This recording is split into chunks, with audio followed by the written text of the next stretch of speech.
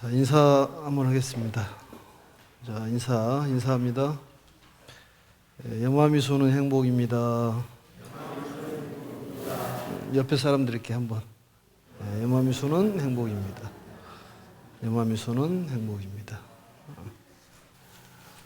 아래쪽에서 두째 단락에 보시면은 내가 설한 구부법은 중생 근기 따름이니 대승에 들어감을 근본 삼아 구부경을 설하노라 이렇게 되어 있는데, 구부경이란 말은 이제 부처님의 경전 내용 형식에 따라서 9가지로 분류하는 것을 이제 구부법이라고 얘기를 합니다. 이건 소승적인 개념에서 말씀하는 거고, 대승 쪽에서는 이제 12부법을 얘기를 합니다. 이 9가지의 이 구부법을 구분할 수 있는 것은 굉장히 경전 공부하는데 일목요연히 볼 수가 있고 도움이 많이 됩니다. 첫 번째가 보시면은 수다라라고 나와 있죠. 수다라.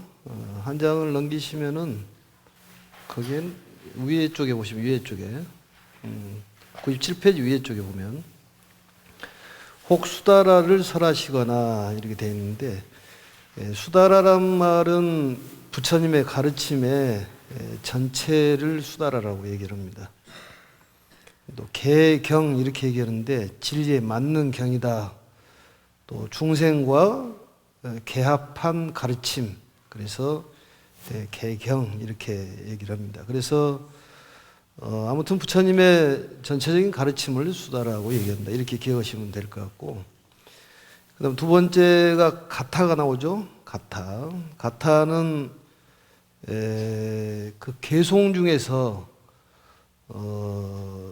거듭하지 않고 한 번만 읊는 개송들이 있습니다. 그걸 고기송이라고 그러는데, 이 고기송이란 말은 이제 홀로 일어날 기, 홀로 일어나는 개송이다, 이런 이제 직역을 하면 그렇습니다. 그래서 독단적으로 개송을 하는 개송이 있고, 또 중복적으로 하는 개송을 우리가 중선이라고 얘기하고, 그 밑에 보면은 이제 기하라고 얘기하는데, 이 내용을 좀 살펴보면은 경전이 이런 구조로 되어 있구나, 이것을 그냥 알 수가 있습니다. 그래서 본문하고 관계없이 아름다운 글귀로 묘한 뜻을 풀어놓은 그러한 개송을 가타라고 얘기하고, 그 다음에 본사라고 나오죠. 위에 대목에 보시면 97페이지 위에 이 본사란 말은 불본행, 부처님께서 옛날 과거에 세상에 있었던 그런 일들을 설한 내용을 본사라고 얘기를 합니다. 또 그 다음에 이제 본생은 우리가 자타카라고도 얘기합니다만, 부처님의 전생담, 부처님께서 일찍이 어떠한 인을 설하는 그런 내용에 대한 내용이 본생입니다. 그 다음 다섯 번째는 위증유라고 해서 일찍이 있지 아니한 불가사의한 이변을 기록한 부분이 바로 미중입니다. 저번에도 한번 얘기했습니다만, 종지 용추품에 보면은 희한한 사건이 일어난다든지, 또 땅이 육중 진동으로 일어난다든지, 이런 것들이 전부 미중유에 해당하는 것입니다. 그 다음 여섯 번째, 인연에 대한 이 가르침, 각가지 인연을 설한 부분, 연기에 대한 가르침. 그 다음 일곱 번째는 이제 다음 시간에 우리가 배울 비유에 대한 얘기가 나옵니다만, 이 법화경에서는 치류, 또 구유 이렇게 얘기를 합니다. 사람이 이제 잘 못 알아먹으면은 그 비유를 들어서 설명하는데, 비유의 내용들이 많이 나옵니다. 그래서 비유에 대한 얘기. 그 다음에 여덟 번째는 기야라고 해서 중송이라고 번역하는데, 설어진 내용을 다시 한번 개송으로 선한 내용인데, 대답하는 개송, 또 19절 이렇게 얘기합니다. 이러한 구조로 되어 있다는 걸 기억을 하시면 굉장히 도움이 많이 될 겁니다. 그 다음에 아홉 번째가 우바제사. 우바제사라는 것은 이제 논이라는 뜻이고, 문답. 부처님께서 물으면도 답변하고 또 제자가 물으면 부처님께 답변하는 그런 내용을 이제 오바제사라고 얘기를 합니다. 이렇게 해서 소승의 구부법이 있고 대승의 12법이 있습니다. 12부법이 있는데 12부경이라는 것은 여기서 세 가지를 더하면은 12부경이 되는 것인데 첫 번째가 이제 방광이라고 그래서 방등경전, 대승경전을 총칭해서 방광이라고 얘기합니다. 그 다음에 이제 두 번째는 자설이라고 해서 부처님께서 홀로 얘기하신 내용들, 법화경에서 그런 내용들이 많이 나오죠. 그 다음에 이제 세 번째, 수기에 대한 얘기. 법화경의 수기에 대한 얘기가 이제 비유품에 들어가면은, 사리불이 수기를 받습니다. 부처님께서 법설을 설으시고 그걸 못 알아먹기 때문에 이제 비유를 들어서 설명하는데 그 법설주에서 알아먹는 제자는 사리불뿐이 없습니다. 사리불이 맨 처음에 수기를 받는 그런 내용이 이제 수기인데 이렇게 해서 대승의 12부경하면은 세 가지를 합하면은 12가지가 된다는 것을 좀 기억을 하시면은 공부가 아주 일취월장을 할 것 같습니다. 그 다음에 이제 99페이지로 한번 넘어가 보겠습니다. 99페이지에 보면은 수기란 말이 나오죠. 수기는 성불의 기약, 약속 이런 뜻입니다. 너는 어느 시점이 되면은 성불을 할 것이다. 이것은 애언에 해당하는 대목인데 굉장히 수기에 대한 얘기가 많이 나옵니다. 아래쪽으로 내려오면 이제 중생에 대한 얘기가 나오죠. 임시 가명으로 중생을 인도하기 위한 것이다. 이렇게 나와 있는데 중생에 대한 얘기들이 쭉 이렇게 많이 나오십니다. 이 중생에 대한 얘기는 저번에도 간단하게 말씀을 드렸습니다. 그래서 중생의 이 종류가 10가지가 있는데 그걸 10종 중생이라고 얘기를 한다. 그래서 첫 번째가 이제 장중생이라고 해서 중생 중에서도 오랫동안 윤회를 하는 중생을 바로 장중생이라고 얘기를 합니다. 그러니까 지옥, 악이, 축생, 아수라, 인간, 천상 이렇게 육도 윤회를 오랫동안 하는 중생을 장중생, 짧게 하는 중생을 단중생. 윤회를 짧게 하는 것이 좋은 건가요? 아니면 오래오래 하는 것이 좋은 걸까요? 짧게 하는 것이 좋습니다. 그러려면 우리가 이제 공부를 열심히 해야지만이 윤회를 벗어날 수가 있고 행복의 세계로 갈 수가 있는데 행복의 세계로 갈 수 있는 가장 훌륭한 지침서가 바로 법화경이라는 것을 우리가 알아야 됩니다. 또한 우리가 이러한 훌륭한 공부를 하고 있다는 것 자체만 하더라도 우리는 어마어마한 전생의 복덕 또 금생의 복덕이 있는 줄을 알아야지만이 우리가 행복한 삶을 살 수 있습니다. 그 다음에 이제 방중생이라는 중생이 있는데 방중생은 울, 단월 이렇게도 표현을 했는데 중생 중에서도 이제 굉장히 좋은, 굉장히 뛰어난 중생인데 최승이다.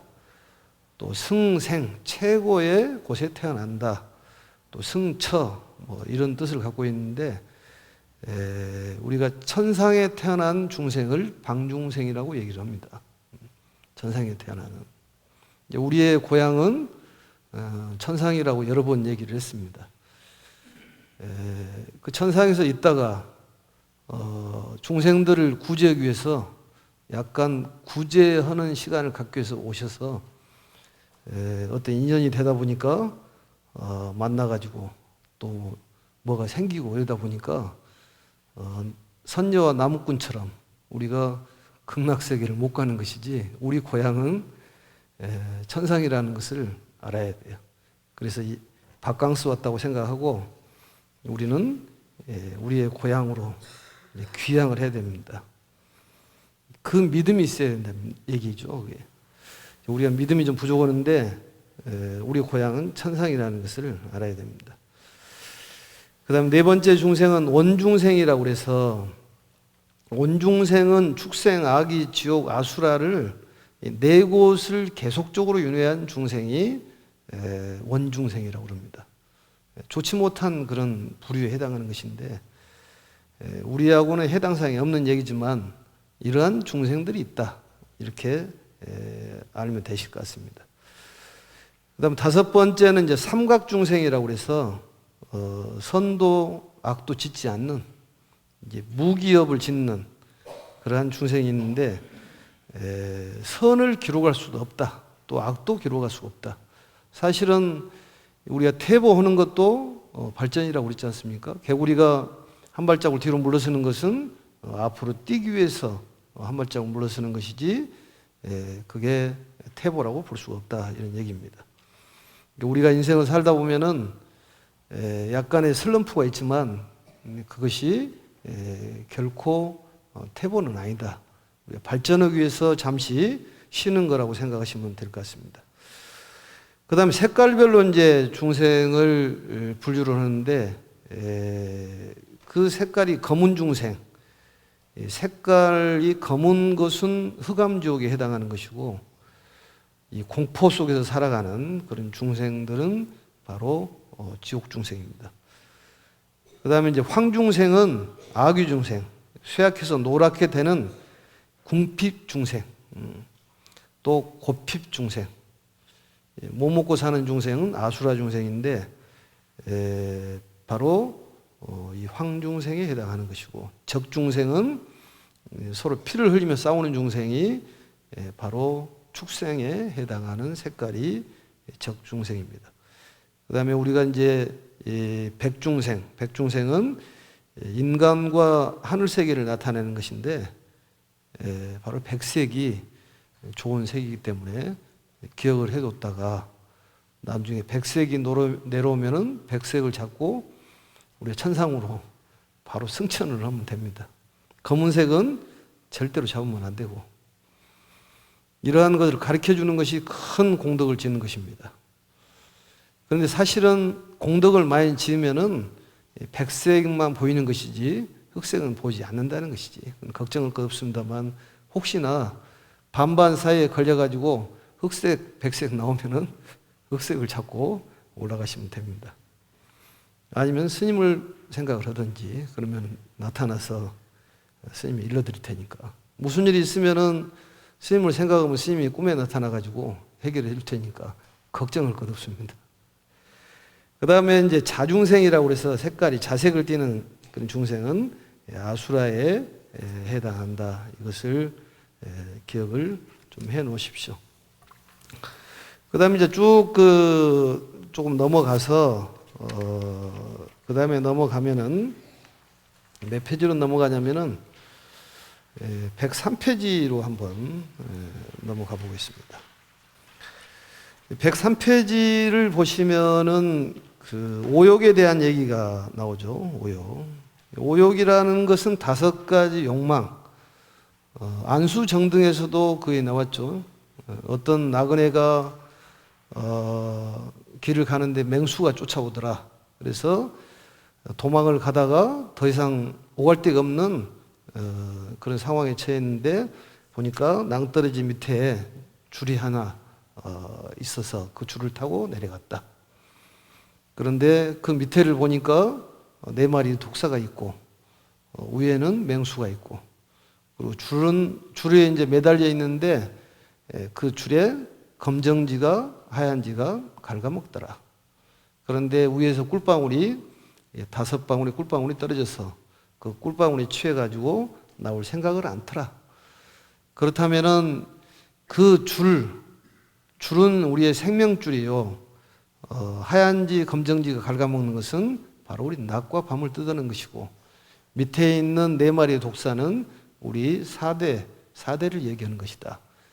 또 5방울의 꿀방울은 바로 오욕락에 해당하는 것인데, 우리의 안입이 설신, 색성향 미촉, 이 5가지의 근과 경이 거기에 대한 욕망을 우리가 오욕이라고 그렇게 얘기를 합니다. 5가지 감각기관이 바로 우리의 욕망을 일으키는 집착해서 일으키는 욕망, 그것을 오욕락이라고 생각하시면 되는데 거기에 줄에 매달려 있는 사람이 누구냐? 바로 나다 그 말이죠. 나다. 그래서 거기에서 빠져나와야 된다는 얘기입니다. 빠져나오는 방법은 부처님의 법연을 지어서 부처님의 가르침을 믿고 열심히 수행하면 거기서 빠져나올 수가 있다는 거예요. 그러니까 우리가 줄을 매달고 있으면은 거기 하얀지 검정지가 갉아먹는데 얼마나 그 위험스러운 일입니까? 그 줄이 언젠가는 떨어지게 돼 있다는 거예요. 그래서 러시아의 톨스토이가 그 안수정등에 대한 비유를 최고의 비유로 극찬을 한 내용입니다. 우리의 인생을 거기에 대한 매달려 있는 우리 거기에 대한 비유가 얼마나 그 비유가 대단했다 이렇게 얘기를 합니다. 그래서 오욕락에 대한 말씀이 있고 그 다음에 보면은 이제 태라는 것이 있죠. 태라는 것은 그 작은 형상 셋에 날 때마다 증장하여 덕도 없고 복도 저 괴로움에 시달리도다 이렇게 돼 있는데 태라는 것은 씨앗을 뿌리면은 요건이 되면 이제 성장을 하는 것이 태입니다.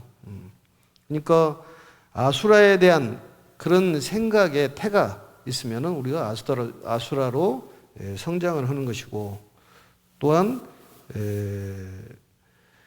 뭐 극락에 대한 태가 그쪽에 성장을 하면 우리는 극락을 가는 거고 축생도 마찬가지입니다. 그래서 작은 형상부터 우리가 만들어지기 때문에 성근이 필요한 거예요. 성근이. 그러니까 우리가 방생하면은 최고의 방생이 인간 방생인데 미꾸라지를 방생을 하더라도 미꾸라지 방생을 하고 또 추어탕을 먹더라 하더라도 미꾸라지 방생을 하는 것은 성근에 해당한다 그런 얘기죠. 조그마한 씨앗이 겨자씨가 커가지고 잉태가 되면 크게 이루어지기 때문에 적은 성근이라도 지어야 한다 그런 얘기입니다. 또한 거기에 이제 62견이라는 얘기가 나옵니다. 62견. 62견이라는 것은 다른 말로 얘기하면 편집견이라고 얘기합니다. 이제 변계 소집, 변견이라고 그러는데 치우친 견해를 편집견이라고 그래요. 그래서 그걸 단견, 상견 두 가지로 나눌 수가 있는데 이게 이제 62가지로 늘어나는 거예요. 그래서 근본이 이 잘못된 견해의 근본은 색수상행식 우리가 알고 있는 오음오온이라고 그럽니다. 반야신경에 오혼 개공 도일체고액 조견 오혼 개공 도일체고액 나왔지 않습니까? 그러니까 이 오음이 공하다는 걸 비춰보면은 일체 괴로움에서 벗어날 수가 있다. 그게 키포인트예요. 반야신경에 보면. 그래서 괴로움을 벗어날 수 있는 것은 바로 상견과 단견, 견해에서 벗어나야 된다 얘기입니다. 그 근본이 바로 오음이라는 거예요. 오음이 뭐예요? 색, 수, 상, 행, 식이에요. 우리 108번뇌의 근본은 육군입니다. 안, 이, 비, 설, 신, 의. 이게 색이 이제 안의 눈의 대상이 되고 귀의 대상이 되는 것은 소리요. 코의 대상이 되는 것은 냄새요. 그 다음에 맛의 혀의 대상이 되는 것은 맛이요. 우리의 몸의 대상이 되는 것은 촉이요. 그 다음에 우리 생각의 대상이 되는 것은 바로 법입니다. 그래서 이 12가지 12처가 세 가지로 늘어나잖아요. 하나는 낙수, 좋은 쪽으로 받아들이고 한쪽은 나쁜 쪽으로 받아들이고 하나는 불고 불낙수, 좋지도 않고 나쁘지도 않게 받아들이는 세 가지로 받아들이기 때문에 결국은 12처에 3을 곱하면 36이 되고 그런 번뇌가 언제 일어나냐 그런 얘기죠. 그것은 바로 지금 일어난다는 거지. 지금이 바로 3세예요. 지금 얘기하고 있는 중간에 과거, 현재, 미래가 동시에 돌아가잖아요. 그래서 36 곱하기 3을 하면은 108번뇌가 나오듯이 108번뇌의 근본은 육군이라는 것이. 우리가 눈이 없으면은 사실은 분별을 하지를 않습니다. 좋다 나쁘다 분별을 하질 않아요. 그러듯이 62견의 사견도 색수상 행식이 바로 근본이 된다는 거죠. 그래서 이 색수상 행식을 그걸 바라볼 때 이 색수상 행식이라는 것이 나다고 헤아리면은 그 한 가지 이제 명제가 네 가지 명제가 있는데 그게 나라고 생각하는 것이 있고, 또 하나는 나하고 오온하고 다르다 이렇게 헤아린 경우가 있고, 또 이 오온이 나보다 크기 때문에 오온 속에 내가 들어있다 이렇게 생각하는 견해, 또 내가 오온보다 크기 때문에 내 속에 오온이 들었다 이렇게 네 가지로 헤아립니다. 네 가지 명제죠. 그게 사구라고 그러는데, 그렇다면은 색수상 행식의 5가지를 4가지로 늘어나면은 20이 됩니다. 5가지가 4가지 넣으면 20이 돼. 근데 그러한 것들이 견해가 언제 일어나느냐? 3세에 일어난다는 것이지. 그럼 결국은 20 곱하기 3을 하면 60이 되는 거지. 60에 단견, 상견이 있는데 바로 단견, 상견하면 62견이 됩니다.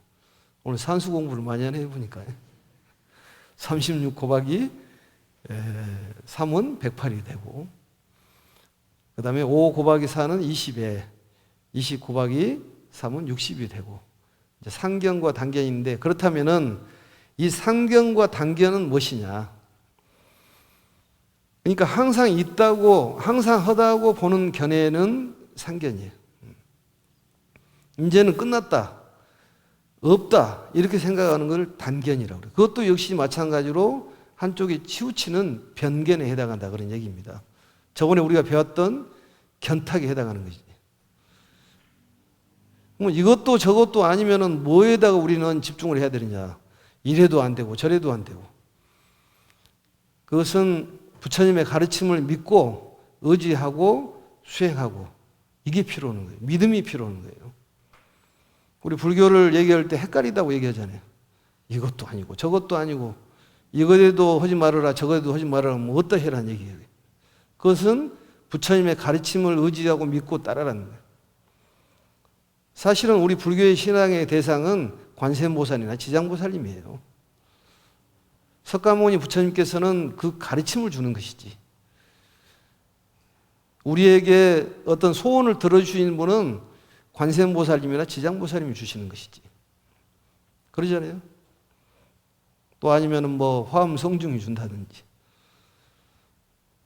그러니까 우리 부처님의 가르침을 믿는 것이 가장 중요해요. 그게 중도예요. 우리가 잘하는 것은 항상 하다. 그렇지만 우리 육체는 계속 윤회한다. 이것은 뭐냐면 상견에 떨어지는 거지. 항상 하다는. 그럼 우리는 어디다 의지를 해야 돼? 우리는 믿음을 갖고 열심히 기도하고 의심을 버리고 부처님 가르침대로 계속 기도 수행 정진하면 되는 것입니다. 그래서 열반경에서 말씀하시기를, 열반경 권 27에서 말씀하시기를 이렇게 얘기합니다. 중생이 일으키는 견해에는 산견과 단견 2가지가 있는데, 이와 같은 2가지 견해는 중도라고 하지 않는다. 상주와 단멸이 없는 것을 중도라고 얘기한다. 상견과 단견이 없는 것을 바로 중도라고 얘기한다는 거지. 우리가 죽지 않는다 이런 얘기는 단견이에요. 괴롭다 이것도 단견이에요. 어떤 결단을 딱 내려버리는 것은 단견입니다. 그게 구분하기 어렵습니다만, 그래서 이 단견이라는 것은 무견이라고도 하는데, 중생은 죽으면은 이제 끝난다. 이 금세로 끝난다. 내세라는 건 없다. 이런 생각이 뭐요? 단견이라니까. 그렇다 보면 우리가 선을 지을 이유가 없는 것이지. 이 생이 끝나니까. 우리 고향은 극락인데 거기를 이쪽에서 막으면 그쪽으로 가야 되는데, 그렇게 생각하는 견해를 갖고 있는 외도라고 얘기를 합니다. 그게 바로 변집이에요. 그게. 변계 소집이지. 변집견이라고 얘기합니다. 그래서 잘못된 견해, 한쪽으로 집착하는 견해가 바로 단견입니다. 그 다음에 이제 상견이라는 것은 유견이라고도 하는데, 이 세 개가 상주불멸임과 동시에 사람의 자아로 과거, 현재, 미래에 걸쳐서 죽지 않고 그 자아는 그치지 않고 그대로 유지가 된다, 이렇게 생각하는 것인데, 예컨대 뭐냐면 사람이 죽으면은 다시 사람으로 계속 태어난다. 개가 죽으면은 계속적으로 개로 태어난다. 이러한 것들을 바로 뭐라고 그러냐? 상견이라고 해요. 그렇다면 우리가 선을 닦아도 선체에 태어나지를 못한다는 것이지, 악을 닦아도 지옥에 가지 않는다, 이런 결론이 나오는 것입니다. 그래서 이것을 상견이라고 해요. 그래서 이러한 62견이라는 것이 바로 잘못된 견해에서 우리가 벗어나야 된다, 이런 얘기입니다. 그 다음에 이제 쭉 이렇게 좀 넘어가 보겠습니다. 넘어가 보면은 105페이지에 보면은 둘째 단락에 이 경전마다 중요한 대목들이 있는데, 금강경에도 사구계가 있고 또 이 법화경에도 사구계가 있습니다. 일종의 말해서 경전의 엑기스라고 볼 수가 있는 것인데, 거기 보면 사구계가 왼쪽을 한번 보시면은 셋째 줄에 보면은 한번 읽어볼까요? 제법, 종본래, 상자, 정멸상, 불자의 행도의, 내세, 득작불. 오른쪽에서 보면은 모든 법은 본래부터 자성이 고요한 정멸의 모습이니 불자들이 이 도를 닦게 되면 미래세의 부처가 되게 되리라. 이게 고요한 정멸상을 닦으면은 우리가 부처가 된다. 이것이 바로 법화경의 사구계입니다. 이 정도 하나를 외워놓으시면은 괜찮을 것 같아요. 도움이 될 것 같습니다. 제법, 종본래, 상자, 정멸상, 불자, 행도의, 내세, 득작불. 사실은 이 방편품에 보면은 우리가 여러 가지의 그런 성불을 한다는 내용들이 나오는데요. 성불한 내용들을 한번 우리가 살펴보겠습니다. 107페이지로 넘어가겠습니다. 둘째 단락에 보면은 만일 어떤 중생들이 과거 부처님 만나 뵙고 법문 듣고 보시하며 지계와 인욕하며 정진과 선정과 지혜 여러 가지로 복덕과 지혜를 닦았다면 이와 같은 모든 사람 이미 모두 성불했느니라. 참 중요한 내용이에요. 예전에 사람들이 육바라밀을 닦아서 성불을 했다는 거예요. 그렇다면 우리도 육바라밀을 닦으면은 결국 뭐예요? 성불할 수도 있다는 얘기 아니겠습니까? 이런 수행을 하면 성불한다는 거예요. 예전에 그 열반경에 나온 얘기 중에서 이 환희수라는 앵무새가 있었어요. 그 앵무새가 이제 산불이 나는데, 산불이 이렇게 나무와 부딪히다 보면 산불이 나잖아요. 근데 산불이 나가지고 많은 그런 짐승들이 죽을 지경에 이르렀어요. 그러니까 앵무새가 물가를 가가지고 날개에다 물을 묻혀가지고 계속 불을 끄는 거예요. 불을 끄는 거예요. 그러니까 물을 것 아니에요. 너 날개로 해가지고 그 물이 얼마나 된다고 그 산불을 끌 수가 있겠느냐. 그렇지만 자기는 그거라도 해야지만이 마음이 편하다는 거예요. 옛날에 앵무새들은 다 얘기를 했는 모양이에요, 보니까. 그래가지고 계속 날개에다 묻혀가지고 와서 불을 끄고. 그래서 제석천이 감동을 했어요. 그래서 비가 내려가지고 그 산불을 껐다는 거예요. 엄청난 보시지, 그게. 근데 그 앵무새가 나중에 그 보시에 공덕으로 해가지고 천상에 태어났다는 거지, 천상에. 그래서 보시에 대한 얘기를 누누이 하는 얘기가 그겁니다. 사실은 우리가 가지고 있는 것을 다 버리면 천상에 태어나는 거예요. 여기에 애착이 많기 때문에 이승을 벗어나지는 못하는 것이지. 병계 소집에 대한 얘기를 여러 차례 합니다만 사람마다 다 다르잖아요. 식구들이 동물원을 놀러 갔는데 갔다 오는 소감을 얘기하라고 하니까 사람마다 다 다른 거야. 왜냐? 보는 각도가 다르기 때문에. 애들한테 물어보니까 애들 꼬마들은 물개도 좋고 원숭이도 좋고 엄마한테 물어보니까 엄마는 달라 생각이. 밍크가 이쁘게 보이고 여우도 털이 참 예쁘게 보이더라. 또 악어도 참 좋게 보이더라. 그 견해가 다르다니까. 견해가 다르다. 그게 변직견이라고 그래요. 근데 그 변직견을 우리가 어떻게 이해를 하느냐. 이게 잘 사는 방법이지. 엄마는 아버지를 이해하고 아버지는 엄마를 이해하고 얘는 또 부모를 이해하고 부모는 애들을 이해하는 그게 필요한 거지. 사실은 우리가 많이 가지면 가질수록 이게 짐이 더 됩니다. 많이 먹으니까 몸에 좀 짐이 되잖아요. 좀 빼내야 되는데 잘 안 빠져. 들어오기는 들어오는데 잘 빼기가 어려운 거예요. 그래서 보시에 대한 얘기를 자꾸 하는 것이지. 사실 번뇌라는 것은 암덩어리라고 하잖아요. 근심, 걱정은 암덩어리요. 이번에 법화경을 공부하면서 암을 전부 다 보내야 돼. 염화미소 하면은 정말 암은 나갑니다.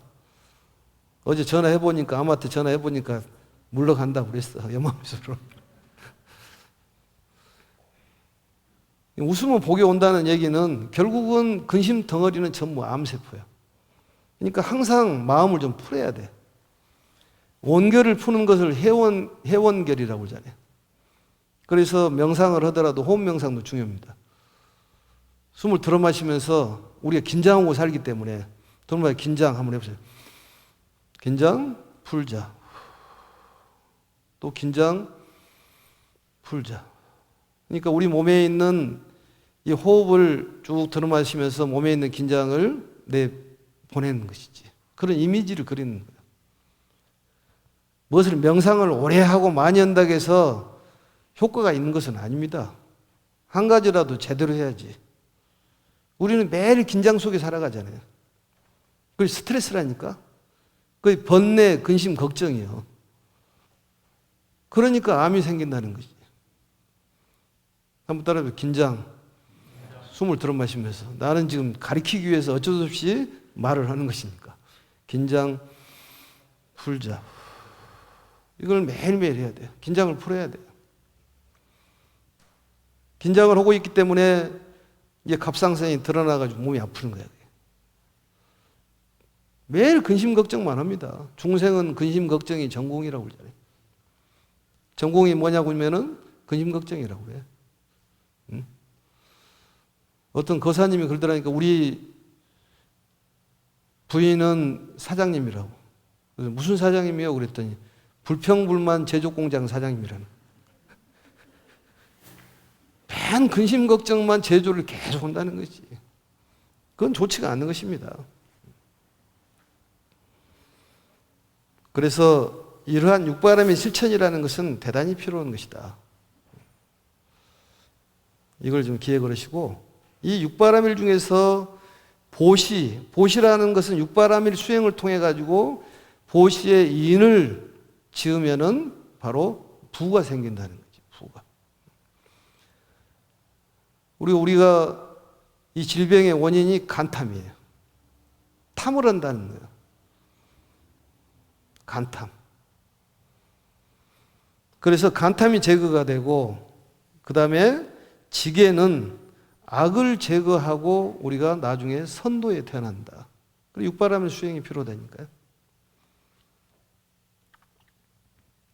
인욕은 성냄을 제거하고 사람이 단정해진다고 그러잖아요. 단정해져. 또 정진은 게으름을 제거하고 신통력이 생기는 것이요. 선정은 산란함을 제거하고 생천, 천상에 태어난다는 거예요. 마음이 고요하면 어디에 태어나요? 천상에 태어난다는 거예요. 천상에. 지혜라는 것은 어리석음을 제거하고 모든 병을 치료한다는 거예요. 그 중에서도 보시라는 것 대단히 중요하다니까요. 보시가 중요해. 최고의 보시는 포교예요. 포교입니다. 포교를 잘하려면 뭐예요? 첫 번째가 보시를 잘해야 한다니까. 좋은 말을 잘해주고 같이 일을 하고 내가 이득을 볼 것보다도 상대를 이득을 먼저 주면 포교가 된다. 포섭이 되는 것이지. 요즘에 이제 불자가 귀하기 때문에 이걸 말을 함부로 해서는 안 되겠지만 그래도 할 얘기는 해야지. 포교를 해야 돼. 포교가 최고의 보시라니까. 우리가 절에다가 돈을 갖다 내는 것도 큰 보시겠지만은 포교하는 것이 보시죠. 꼭 돈만 내서 보시가 아니라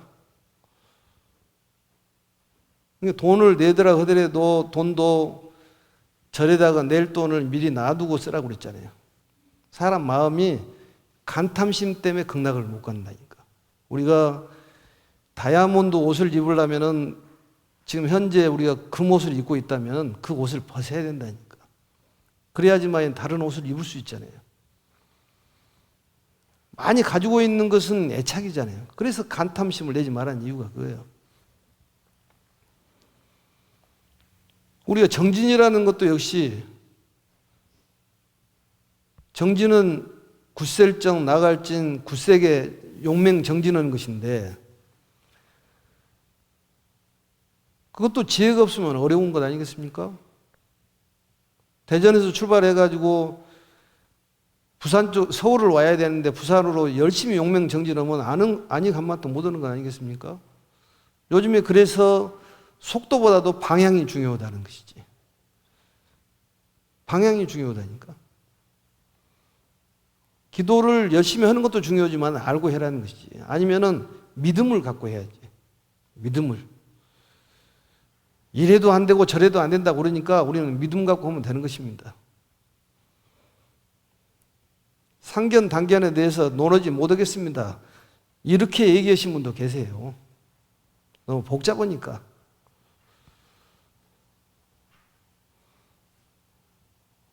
그래서 우리가 말하기 좋게 중도심이라고 그러잖아요. 너무 어려워, 그 말이. 그럼 우리는 어떻게 살아야 돼? 믿음을 갖고 살아야 된다니까. 관세음보살님이 우리에게 많은 걸 주시고, 지장보살님이 주시고, 절에 가서 기도하고, 인등 켜고, 또 여러 가지 불사에 동참하면은 우리가 복을 받는다. 이런 생각이 필요해요. 밑바닥에 깔려 있어야 돼. 그게 믿음이에요. 기복신앙은 필요합니다. 우상숭배도 필요해요.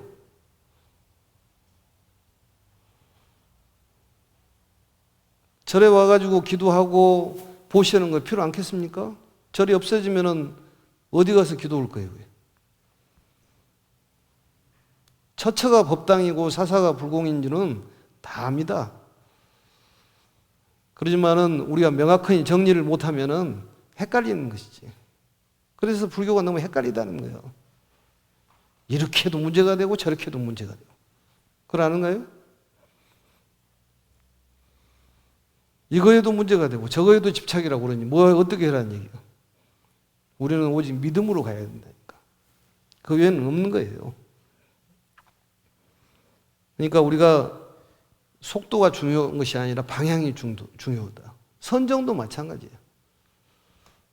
움직이지 않고 가만히 있는 것이 선정이지만 때에 따라서는 필요에 따라서는 상황에 어떤 변화가 필요하다는 거지.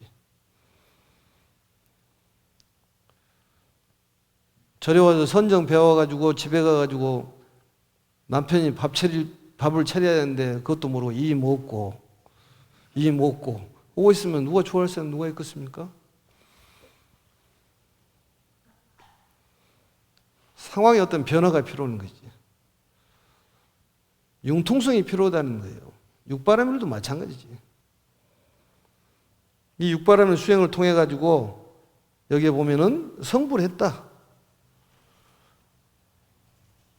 또 모든 부처님들 열반하신 뒤 마음이 착한 이들 이와 같은 모든 중생 이미 모두 성불했느니라. 착한 이들은 전부 성불한다는 거야. 그렇다면 옛날에 계신 분들이 성불했어. 그러면은 지금 우리는 이런 수행을 하면은 어쩐다는 얘기인가요? 성불한다는 것이지. 성불한다는 거야. 또 모든 부처님 열반하신 뒤 사리에 공양하는 자 만억 가지 탑을 세워 금은 8여이며 자거, 만호, 매개, 유리, 칠보 이러한 걸로 탑을 장엄하며 성불한다는 거야. 또 경전에 보면 사리를 봉하는 말을 얘기도 나옵니다. 그렇지만 그런 사사로운 것이지만은 우리가 성근을 심는 것이 중요하다는 거지. 이 가르침이에요. 성근을 심어야 한다니까. 조그마한 일이라도 좋은 일이면 해라 그런 얘기지. 그게 필요한 거예요. 그게 부처님의 가르침이에요.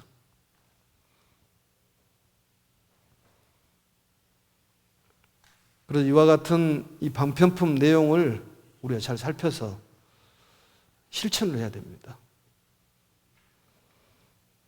또 노력을 해야 됩니다. 또 믿음이 있어야 돼요.